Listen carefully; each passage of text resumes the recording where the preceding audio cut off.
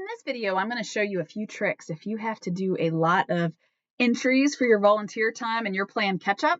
I'm going to show you where the form is, but then I'm going to share you some tricks on how to make that easier so you're not doing individual entries.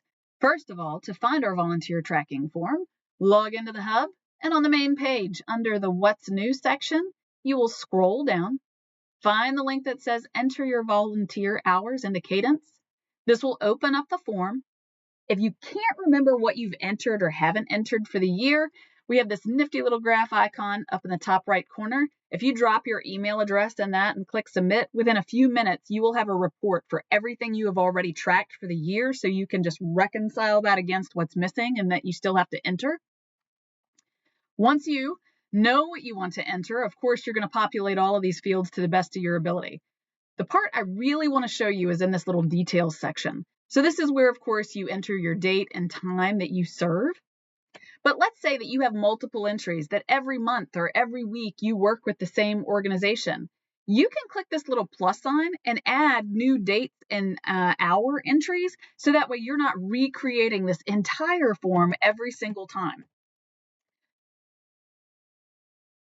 Just click the plus sign after every single entry. Or another option is, let's say that you keep a notebook and you just track everything manually, or you have a running email to yourself or some other process on your phone. You can even look back at your calendar and Outlook. If you tally up all of that time, you can also do a bulk entry for the year.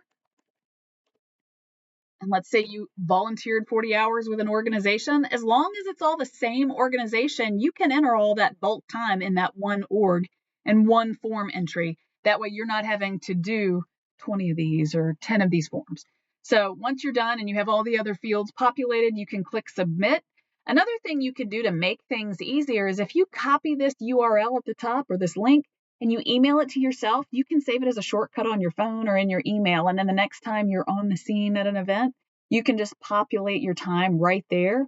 And moving forward in 2026, I will be sending out a calendar invite reminder. You could also add them to your own calendar.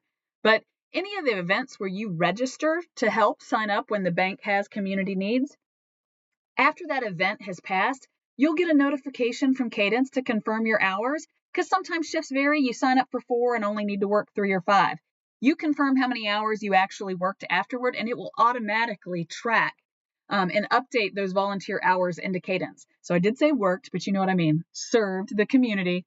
It will automatically update those hours so you're not creating the whole form. It's captured at the registration end.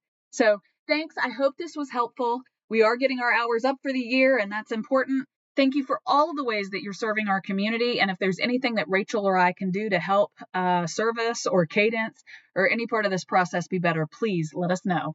Thanks for all you're doing.